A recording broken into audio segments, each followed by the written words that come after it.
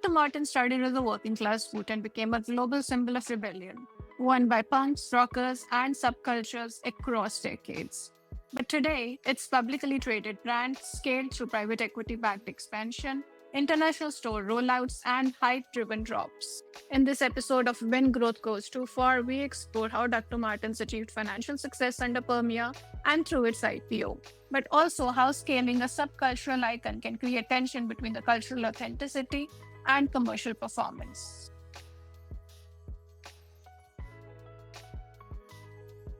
Dr. Martens was never just a boot.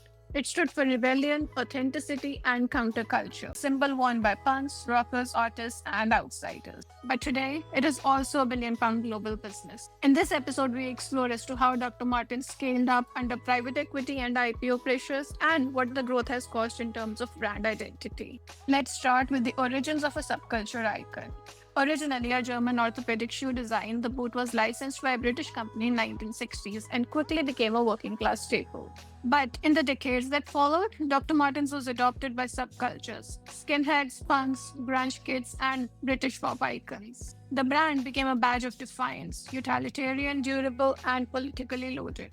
It wasn't fashion, it was more personal. Next, let's take you through the struggles of the 2000s. By the early 2000s, Dr. Martens was struggling. Sales had slumped, the brand had lost relevance with the younger consumers, and in 2003, it moved manufacturing from UK to Asia to cut the cost. By 2013, when the private equity firm Permia acquired Dr. Martens for £300 million, the goal was clear: scale it up, make it global, and reintroduce it to a broader audience. Permia implemented a textbook growth strategy. It expanded direct-to-commerce, it increased global retail footprint, it raised the prices and improved the margins, and it dropped limited editions collaborations to drive hype. The brand went from niche counterculture to global lifestyle brand. By 2021, Dr. Martens IPO'd in London at a £3.7 billion valuation, a major win for Permia, which retained a stake post-IPO also. And this brings us to the signs of strains. In 2023 and 2024, the stock lost over 60% of its value, and culturally, some longtime fans felt alienated. The boot that once stood for anti-establishment was now promoted by influencers and fashion brands, losing its underground edge.